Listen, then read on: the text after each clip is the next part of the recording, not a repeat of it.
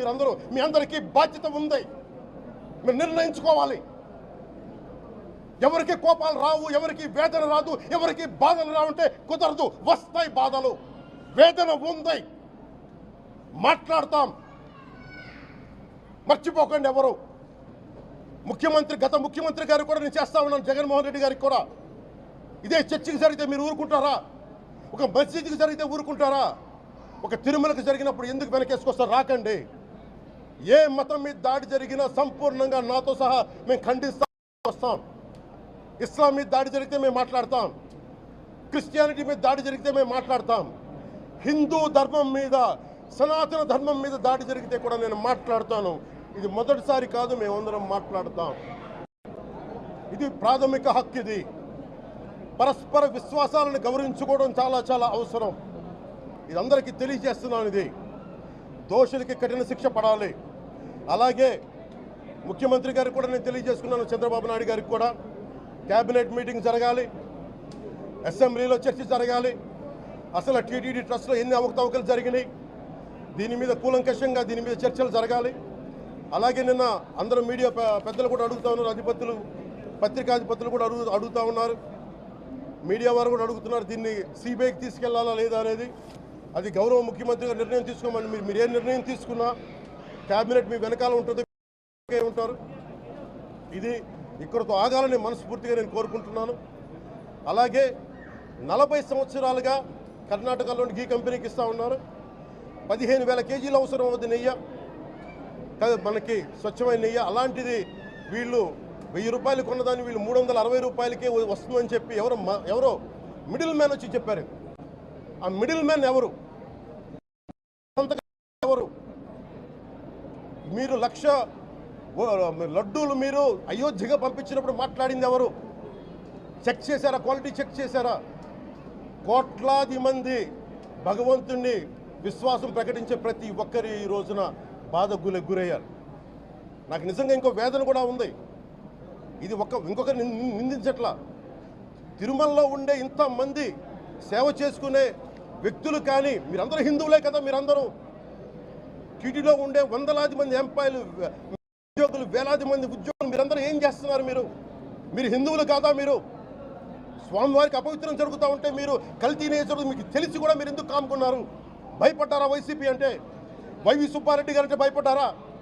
ధర్మారెడ్డి గారంటే భయపడ్డారా? ఏ స్వామి అయితే మీకు ఆశ్రయం ఇచ్చారో ఆ స్వామికి అపవిత్రం జరుగుతూ ఉంటే మీరందరూ కామ్గా కూర్చునే మీకు ఎలా వచ్చింది? మీకు ఇది నేను సాటి హిందువులను కూడా నేను ప్రశ్నిస్తున్నాను. దీంట్లో ఇది ముందుగా ప్రతి హిందువు గౌరవించాల్సింది. దీన్ని మీ మతాన్ని మీరు గౌరవించుకోండి ఫస్ట్. ప్రతి హిందువు నేర్చుకోవాలి. ఇది ప్రతి హిందువు ఆత్మపరిశీలన చేసుకోవాలి. మీరు బయటికి రావాలి.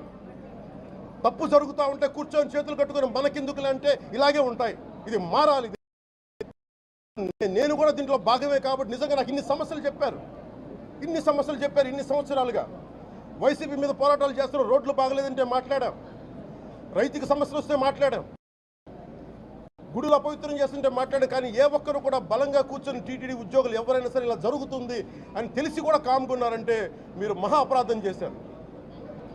ఆ మహా అపరాధానికి నేను కూడా నాకు సంబంధం లేకపోయినా ఈరోజు నేను ప్రాయశ్చిత దీక్ష మొదలుపెట్టాను. ఈరోజు 11 రోజులు స్వామివారికి నేను క్షమాపణలు కోరుకుంటే దీక్ష తీసుకుంటున్నాను. మనం చేస్తూ ఉన్న పని ఏమిటి? అబద్ధానికి రెక్కలు కడతా ఉన్నాం, జరగనట్టుగా చెప్తా ఉన్నాం. ఏకంగా చంద్రబాబు నాయుడు గారు అనే వ్యక్తి నాసిరకమైన పదార్థాలు వాడేశారని, యానిమల్ ఫ్యాట్ గీకు బదులు కూడా వాడేశారని, లడ్లు తయారైనాయని భక్తులు తినేశారని, ఎంతటి దారుణమైన అబద్ధాలు ఆడడం ధర్మమేనా అని అడుగుతా ఉన్నా.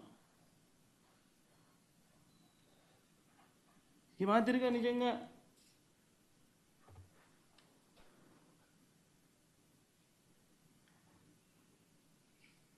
ఆశ్చర్య కలిగించే విషయం ఇంకొకటి చెప్పాలి. అసలు ఈ రిపోర్టు, రిజెక్ట్ అయిన రిపోర్టు మొట్టమొదటిసారి జూలై 12వ తారీఖున, అంటే ఎవరి హయాంలో, ఎవరు ముఖ్యమంత్రి? జూలై 12వ తారీఖున శాంపుల్స్ తీసుకున్నారు. అంటే ఎవరు ముఖ్యమంత్రి, ఎవరి హయాంలో ఇది? చంద్రబాబు నాయుడు గారు సాక్షాత్తుగా ముఖ్యమంత్రిగా ఉన్న హయాంలో. ఆయన జూన్ 4న ఎన్నికల్లో రిజల్ట్స్ అయినాయి. జూలై 12 ఆయనే ముఖ్యమంత్రి. ఆయన ముఖ్యమంత్రిగా ఉండగా శాంపుల్స్ జూలై 12వ తారీఖున శాంపుల్స్ తీసుకున్నారు. వచ్చిన ట్యాంకర్, ఒక ట్యాంకర్ తిరుపతికి ఆ టైంలో వస్తే, ఈ నెయ్యి సప్లై చేసే ట్యాంకర్ వస్తే దాంట్లో నుంచి శాంపుల్స్ తీసుకున్నారు. ఈ శాంపుల్ను 17వ తారీఖున 17న అంటే వాళ్ళ టెస్టులన్నీ చేసి, ఆ 3 టెస్టులు అక్కడే వాళ్ళు చేస్తారు. చేసిన ఆ టెస్టులు సరిగ్గా రాలేదు కాబట్టి ఆ శాంపుల్స్ను 17వ తారీఖున ఎన్డీడీబీకి పంపించినారు, నేషనల్ డైరీ డెవలప్మెంట్ బోర్డుకు. వాళ్ళు 23వ తారీఖున రిపోర్ట్ ఇచ్చినారు.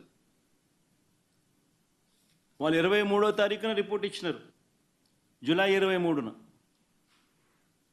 అవును, రిజెక్ట్ అయింది.